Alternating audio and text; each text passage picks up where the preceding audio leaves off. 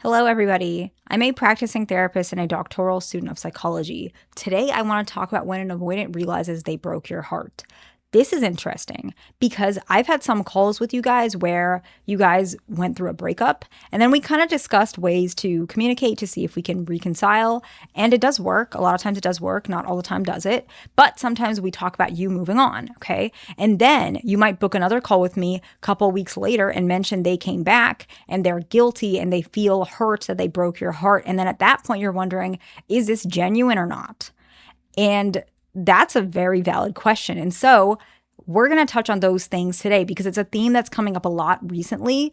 And I wanted to share that. Now, if you want a call with me, you guys know it's pinned in the comments. Now, if that's not for your means or you'd rather a question asking me, that's as well. You can email me. That's also pinned in the comments. But let's talk about this, okay? So the first one to really know that they did realize they broke your heart is they become more reflective and start thinking about their actions. You might not see this. This is the part that's tricky, but you may see it in any fashion that might not be direct. It could be direct, but it could be social media. They start saying, I start realizing I'm a changed person. They might start saying, sometimes I realize I make mistakes. Or they might say, I need to be better at this. You start seeing that. Maybe they're posting on social media. Maybe they're talking to their family or their friends, and maybe you have privy to some of that. Or they might actually specifically tell you. They might say, I realized I made this mistake. I don't want to keep doing this. It doesn't even have to be completely clear. They might just say, I realize I made that mistake. They might not even apologize. However, the next stage, what I'm about to share, is they actually may apologize. And this is tricky because sometimes it takes time. Sometimes it happens immediately. But more often than not, at least with the calls that I've had with you guys and just my experience with this, it usually does not happen right away. They usually are reflective. They start thinking about it. They might even allude to thinking about it. I should fix this. I should be more open. I know I'm argumentative. They might start saying that. They might not apologize, but as time goes on, they might say, I'm sorry for A, B, and C. Or specifically, if they did something, they might say, you're right, I shouldn't have done that, I'm sorry. So they didn't say sorry for the first actions or the prior actions, but they are getting more comfortable saying, I'm sorry now, okay? The next one is the trickiest one, but unfortunately, I feel like it's the most common. They actually might withdraw because they're ashamed and they don't know how to fix the damage. That doesn't mean that they are withdrawing because they are not happy with you. They're really hurt. This is very common. It's a little more common with fearful avoidance. With fearful avoidance, what they do is they withdraw because they are very, very embarrassed, but they also feel very emotionally overwhelmed about the vulnerability of how they feel about how you feel. Okay. Dismissive avoidance as well, but definitely more specific to fearful avoidance. So, for example, let's say you said, I feel hurt that you forgot my birthday, okay? And they don't answer. They read it, but they don't answer.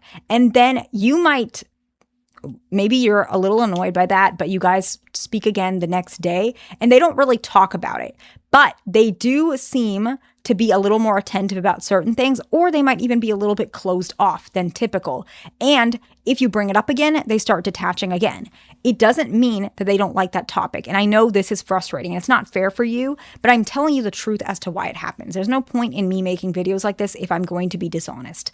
I'm going to be honest even if you don't like it. The truth is that a lot of times they do withdraw because they care and it really hurts them. It's not a good mechanism, but I want you to understand something. Avoidance, both fearful and dismissive avoidance, when they were younger, any strong emotion they had, what were they taught to do?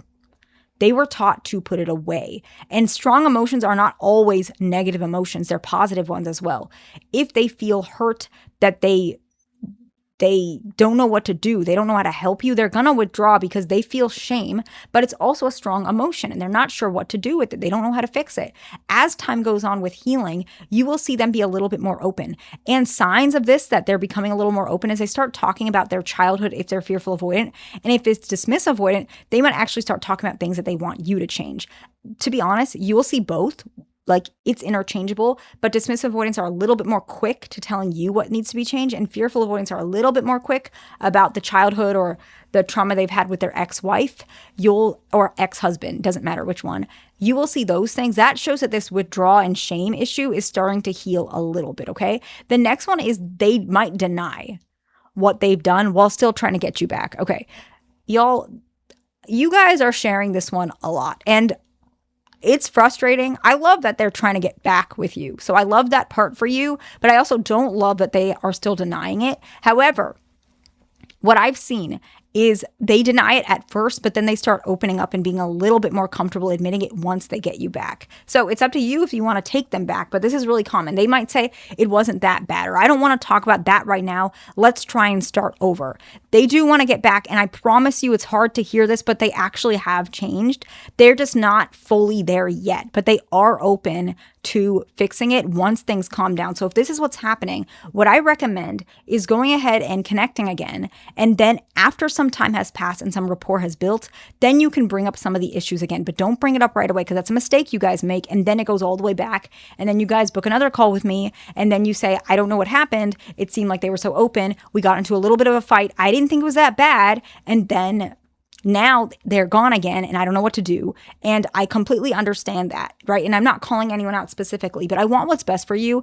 And I want you guys to get the best bang for your buck. And so what I mentioned, and I call you guys out on this, you know this, take a little bit of time before bringing up issues again. I promise you that is your best option for your life, for these consulting calls that we have in general, if you want this person. If you don't, do whatever you want. But if you do want this person, I respect that. I'm not going to judge anybody. I want you guys happy. I don't care how you get there, okay? The next one is they contact you more often to check on how you're doing. This is usually like the subtle bid for them wanting maybe you to do something. So let's say, for example, a female avoidant, she is texting you saying that she's thinking about you, or she's concerned about this problem, and it's random stuff. Maybe she's saying, my car kind of broke down. Do you know how to fix it? And you would think, okay, she's just randomly saying stuff, or maybe she's just trying to get my attention or whatever it is. But in actuality, she's trying to slowly see if you still like her, if she can come back. And at this point, you can say,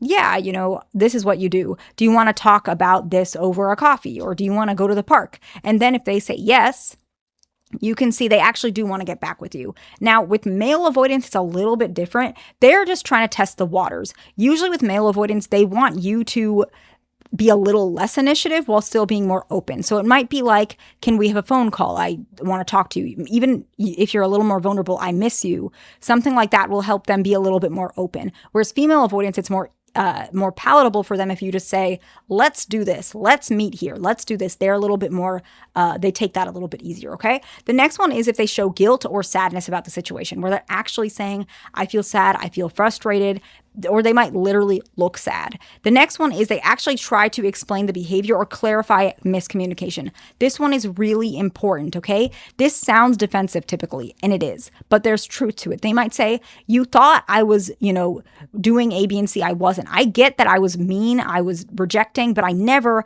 cheated on you. I never was talking to somebody else. It was always just you.